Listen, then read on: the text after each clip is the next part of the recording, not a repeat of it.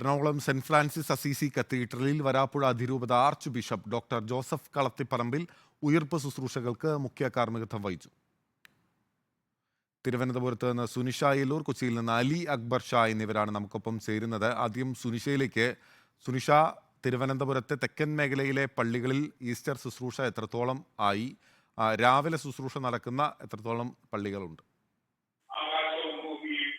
ബിനിൽ, യേശുക്രിസ്തുവിന്റെ ഉയർപ്പ് ദിനത്തിന്റെ ഭാഗമായി പള്ളികളിൽ ശുശ്രൂഷാ കർമ്മങ്ങൾ പുരോഗമിച്ചുകൊണ്ടിരിക്കുകയാണ്. ഞാനിപ്പോൾ ഉള്ളത് പാളയം സെന്റ് ജോസഫ് കത്തീഡ്രലിലാണ്. ഇവിടെ നെറ്റിയിൽ അതിരൂപത ആർച്ച് ബിഷപ്പ് തോമസ് നെറ്റോയുടെ കാർമ്മികത്വത്തിലാണ് ശുശ്രൂഷ ചടങ്ങുകൾ നടക്കുന്നത്. 10:00 ശുശ്രൂഷ ചടങ്ങുകൾ ആരംഭിച്ചിരുന്നു, ഇപ്പോഴും പുരോഗമിച്ചുകൊണ്ടിരിക്കുന്നു. നേരത്തെ പട്ടം സെന്റ് മേരീസ് കത്തീഡ്രലിൽ ബസേലിയോസ് ക്ലീമീസ് കാത്തോലിക്ക ബാവയുടെ മുഖ്യ കാർമ്മികത്വത്തിലായിരുന്നു ചടങ്ങുകൾ നടന്നിരുന്നത്.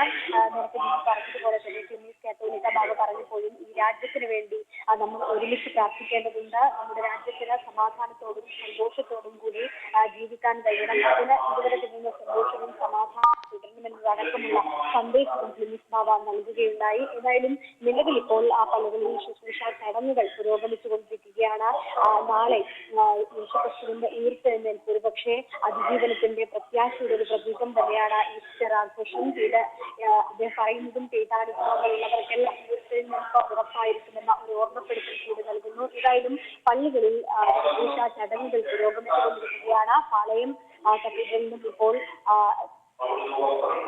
ബിഷപ്പ് തോമസ് നെറ്റോയുടെ നേതൃത്വത്തിൽ ഉയർപ്പ് ശുശ്രൂഷകൾ പുരോഗമിക്കുകയാണെന്ന്.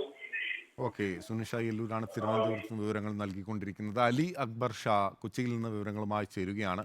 അലി, പ്രധാനപ്പെട്ട ഏതൊക്കെ ബിഷപ്പുമാരാണ് കൊച്ചിയിലെ വിവിധ ദേവാലയങ്ങളിൽ ഈസ്റ്റർ ശുശ്രൂഷയ്ക്ക് നേതൃത്വം നൽകുന്നത്? അവിടെ ശുശ്രൂഷയിൽ വിശ്വാസികളുടെ പങ്കാളിത്തം എത്രത്തോളം?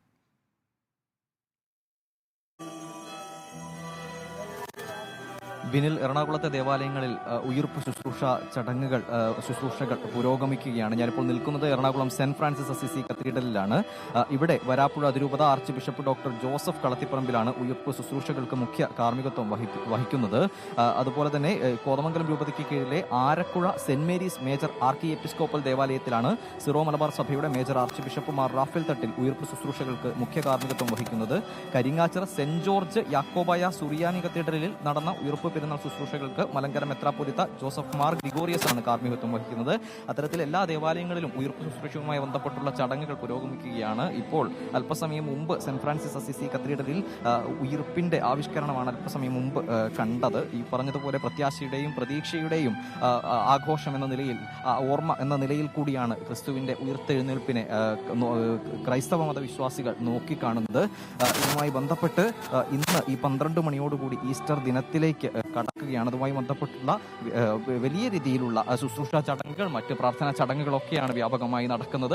എറണാകുളം മണ്ഡലം UDF സ്ഥാനാർത്ഥി ഹൈബി ഈഡൻ അല്പസമയം മുമ്പ് ഇടപ്പള്ളി ചർച്ചിലാണ് അദ്ദേഹം ഈ ശുശ്രൂഷ ചടങ്ങുകളുമായി ബന്ധപ്പെട്ട് പങ്കെടുത്തിട്ടുള്ളത്. എന്തായാലും ഇവിടെ ഈ സെന്റ് ഫ്രാൻസിസ് അസീസി കത്തീഡ്രലിൽ ഇതുമായി ബന്ധപ്പെട്ടുള്ള ആഘോഷങ്ങൾ പുരോഗമിക്കുകയാണ്. 100 കണക്കിന് വിശ്വാസികളാണ് ഇപ്പോൾ ഇവിടെ കത്തീഡ്രലിൽ ഒത്തുകൂടിയിരിക്കുന്നത്. അവരെല്ലാവരും ക്രിസ്തുവിന്റെ ഉയർത്തെഴുന്നേൽപ്പിനെ, എത്ര വേദനകളുടെ കുരിശേറ്റം ഉണ്ടായാലും അതിനപ്പുറം ഒരു ഉയർത്തെഴുന്നേൽപ്പുണ്ട് എന്ന പ്രതീക്ഷയുടെ, ഓർമ്മയുടെ, പ്രത്യാശയുടെ ആഘോഷം എന്ന നിലയിൽ കൂടിയാണ് ഇന്നത്തെ ദിനത്തെ ക്രൈസ്തവ മത വിശ്വാസികൾ നോക്കിക്കാണുന്നത്. എന്തായാലും സെന്റ് ഫ്രാൻസിസ് അസീസി കത്തീഡ്രലിലെ ശുശ്രൂഷ ചടങ്ങുകൾ പുരോഗമിക്കുകയാണ്. ബിനി, നിശ്ചയമായും ഉയർപ്പ് എന്ന് പറയുന്നത് പ്രത്യാശയുടെയും പ്രതീക്ഷയുടെയും സന്ദേശം നൽകുന്ന ഒരു ദിവസമാണ്. സുനിഷ യെല്ലൂർ തിരുവനന്തപുരത്ത് നിന്ന് തുടരുകയാണ്. സുനിഷ, ഓരോ പൗരനും സന്തോഷവും സമാധാനവും നിലനിർത്തുന്ന ജനാധിപത്യ രാജ്യമായി ഇന്ത്യ തുടരാൻ പ്രാർത്ഥിക്കണമെന്നാണ് ബസേലിയോസ് ക്ലീമീസ് കാതോലിക്ക ബാവ, മലങ്കര കത്തോലിക്ക സഭയുടെ പരമാധ്യക്ഷൻ, ഇപ്പോൾ സന്ദേശത്തിൽ പറയുകയും ചെയ്തിട്ടുള്ളത്.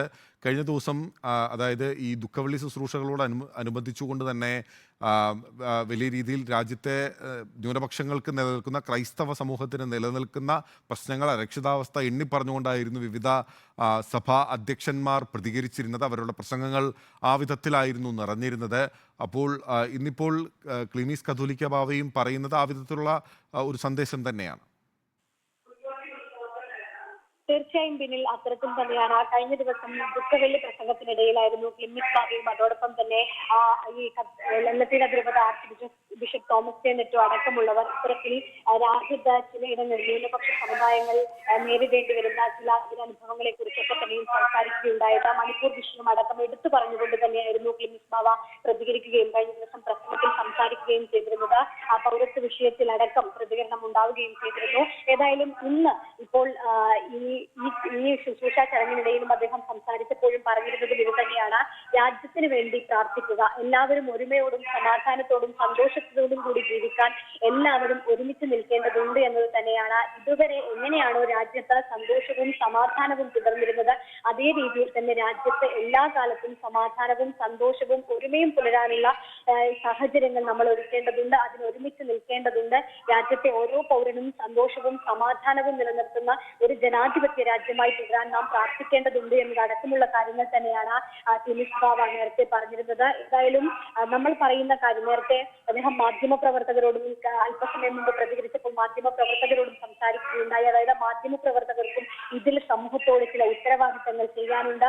നിങ്ങൾ പറയുന്ന ഒരു കാര്യം വിശ്വസിക്കുന്ന സമൂഹമുണ്ട് എന്നത് ഓർക്കണം. അതുകൊണ്ട് തന്നെ എല്ലാ കാലത്തും വാർത്തകൾ നൽകുമ്പോൾ അല്ലെങ്കിൽ സമൂഹത്തോട് സംവദിക്കുമ്പോൾ അത് കൃത്യമാണോ എന്നതടക്കം പരിശോധിക്കേണ്ടതുണ്ട് എന്നതടക്കം അല്പസമയം മുമ്പ് ബസേലിയസ് ക്ലിമിസ് കാത്തോലിക്ക ബാവ പറയുകയും ചെയ്തിരുന്നു. ഏതായാലും കഴിഞ്ഞ ദിവസം ദുഃഖവെള്ളി പ്രസംഗത്തിൽ പറഞ്ഞതുപോലെ രാജ്യത്തെ എല്ലാവരെയും ഒരുമിച്ച് നിർത്തിക്കൊണ്ടുള്ള ഒരു ഒരുമയോടെ മുന്നോട്ട് പോക്ക് എന്നത് തന്നെയാണ് ഇന്നും ക്ലിമിസ് ബാവ പറഞ്ഞത്. അതിന് ഓക്കെ, സുനിഷ അയ്യല്ലൂരാണ് തിരുവനന്തപുരത്ത് നിന്ന് വിവരങ്ങൾ നൽകിക്കൊണ്ടിരിക്കുന്നത്. AK അഭിലാഷ് കൂടി ചേരുകയാണ് കോഴിക്കോട് നിന്ന്. അഭിലാഷ്, കോഴിക്കോട് ഈസ്റ്റർ ശുശ്രൂഷകൾ എങ്ങനെ പുരോഗമിക്കുന്നു?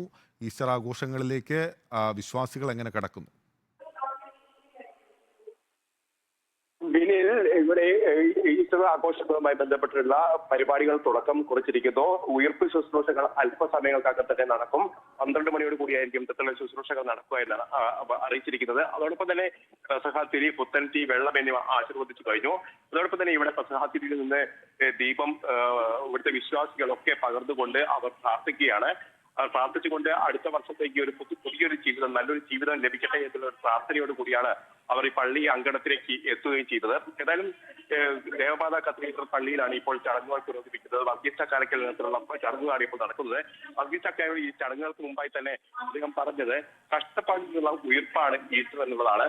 അതോടൊപ്പം തന്നെ പ്രത്യാശയുടെയും ശാന്തിയുടെയും ഈസ്റ്റർ സന്ദേശവും അദ്ദേഹം കൈമാറുന്ന ഒരു സാഹചര്യം ഉണ്ടായിരുന്നു. ഏതായാലും ഈ വിശ്വാസികളുമായി ബന്ധപ്പെട്ട കാര്യങ്ങൾ, ഈസ്റ്ററുമായി ബന്ധപ്പെട്ട ചടങ്ങുകളൊക്കെ അല്പസമയങ്ങൾക്ക് തന്നെ തുടങ്ങുകയും പല ചടങ്ങുകളും തുടങ്ങിക്കഴിഞ്ഞു. ഈ ഉയർപ്പെഴുന്നേൽപ്പുമായുള്ള ബന്ധപ്പെട്ട ചടങ്ങുകൾ അല്പസമയങ്ങൾക്ക് നടക്കും. അതോടൊപ്പം തന്നെ ദൃശ്യാവിഷ്കാരം അടക്കമുള്ള കാര്യങ്ങളടക്കം, ക്രിസ്തുവിന്റെ ഉയർപ്പുമായി ബന്ധപ്പെട്ട ദൃശ്യാവിഷ്കാരങ്ങളടക്കം ഇവിടെ നടക്കുമെന്നാണ് അറിയിച്ചിരിക്കുന്നത്. കാരണം 12 മണിയോട് കൂടിയായിരിക്കും ഇത്തരം ചടങ്ങുകൾ നടക്കുക എന്നുള്ളതാണ് നമുക്ക് മനസ്സിലാക്കാൻ കഴിയുന്നത്. ഏതായാലും പ്രതീക്ഷയുടെ തിരിയണയുന്ന ഈ കാലഘട്ടത്തിലാണ്, സ്നേഹമില്ലായ്മയുടെയും ഇരുട്ടി വീഴുന്ന ഈ കാലഘട്ടത്തിൽ പ്രത്യാശയുടെ തിരി തെളിയിച്ചുകൊണ്ട് തന്നെ ക്രൈസ്തവർ ഒരു പുതിയൊരു ലോകത്തിലേക്ക് അല്ലെങ്കിൽ പുതിയൊരു ജീവിതത്തിലേക്ക് കടക്കുന്ന സുപ്രധാന നിമിഷം കൂടിയാണ് ഇപ്പോൾ ഉള്ളത്. ഏതായാലും ഈ പാതിരാത്രിയിലടക്കം അവർ ഉറക്കമടച്ചുകൊണ്ട് തന്നെ ഇത്തരത്തിലുള്ള ചടങ്ങുകൾ സാക്ഷ്യം വഹിക്കുന്നു. അതോടൊപ്പം തന്നെ ഉയർപ്പിന്റെ പ്രതീകം എന്ന നിലയിൽ തന്നെ അത്തരം ചടങ്ങുകളിലൊക്കെ മുന്നോട്ട് പോകാനുള്ള ശ്രമം കൂടി അവരുടെ ഭാഗത്തുണ്ടാവുന്നു. ഏതായാലും വലിയ പ്രതീക്ഷാ നിർഭരമായ ഒരു ചടങ്ങുകൾക്കാണ് ഇപ്പോൾ നമ്മൾ സാക്ഷ്യം വഹിക്കുന്നത്. പിന്നെ അഭിലാഷ് ചൂണ്ടിക്കാട്ടിയതുപോലെ തന്നെ ഏത് ഇരുട്ടിന് മുകളിലും വെളിച്ചം നീതിയായി വീഴും എന്ന പ്രതീക്ഷയാണ് ഈസ്റ്റർ നൽകുന്നത്. യേശുക്രിസ്തുവിൻ്റെ ജീവിതം കൊണ്ട് അദ്ദേഹം നൽകിയ സന്ദേശം ക്രൈസ്തവർ അതിനെ ഉൾക്കൊള്ളുന്നതും ആ വിധത്തിലാണ്. അപ്പോൾ പ്രത്യാശയുടെ, പ്രതീക്ഷയുടെ തിരുനാളമായി ഈസ്റ്റർ ലോകമെമ്പാടുമുള്ള ക്രൈസ്തവ വിശ്വാസികൾ, ക്രിസ്തുമത വിശ്വാസികൾ ആചരിക്കുകയാണ്. അതിൻ്റെ ചടങ്ങുകളാണ് കേരളത്തിലെ വിവിധ ദേവാലയങ്ങളിൽ വിവിധ സഭാ നേതൃത്വങ്ങളുടെ നേതൃത്വത്തിൽ പുരോഗമിച്ചുകൊണ്ടിരിക്കുന്നത്. വിവരങ്ങൾ നൽകുകയായിരുന്നു കോഴിക്കോട് നിന്ന് AK അഭിലാഷ്. കൊച്ചിയിൽ നിന്ന് അലി അക്ബർ ഷാ, തിരുവനന്തപുരത്ത് നിന്ന് സുനിഷ അയ്യല്ലൂർ.